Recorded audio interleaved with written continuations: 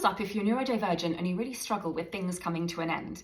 I'm going to use finishing a TV series as an example, because I hate finishing a TV series. It might sound like a small thing, but to me it's an important part of my day. And I get so much joy out of knowing that for an hour or however long that evening, I'm going to spend time with these people that I've been getting to know in this world that has become familiar and safe.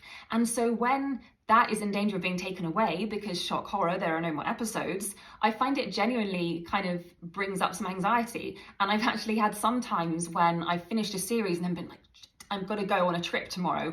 What am I going to do? Because I don't have my structure of that series. I'm going to have to come up with something else at the same time as transitioning to a new place and staying somewhere else. Like, it's too much. What I sometimes do is I end up leaving the last couple of episodes and kind of finding the next thing that I'm going to get stuck into and starting that first before finishing the previous one. And actually sometimes I don't even get around to finishing the previous one because even then it feels too painful and kind of too uncomfortable to like let go. I used to have the same thing with books. I've done a video recently on the fact that I find it difficult to read these days, but when I was a kid and a teenager, I was a real bookworm.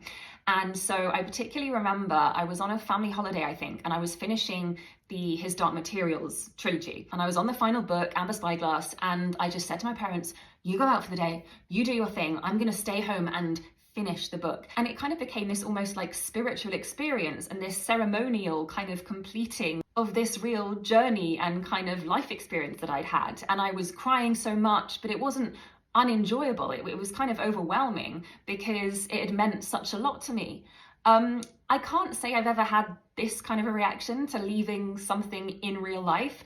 Leaving school, leaving university, leaving various jobs has never been that emotional, but I think that's probably got a lot to do with the fact that I've generally been masking, and so partly I wasn't being the true me anyway, and also by the time something came to an end, I was so burnt out and exhausted, I was just desperate to run out the door. I think my ADHD probably kicked in as well and got me out of a hole, because I would always be thinking, oh, I can't wait to do the next thing. And I'd be like focusing on the future and the next step, which I think probably meant that I then didn't have to deal with the uncomfortable emotions of finishing something. I'd like to think that maybe now that I'm unmasking, I might be a bit more emotionally connected to experiences, and therefore, you know, on a freelance job in future, I might be genuinely kind of sad to leave. So yeah, it's transitions, it's a change of routine, and so much more. It's so much deeper than that, even if it is with a TV series or a favorite book. I've sometimes finished a series and then started straight from the beginning again, just because I'm like, I can't deal with thinking about what I'm going to watch next right now. Anyway, let me know if you resonate.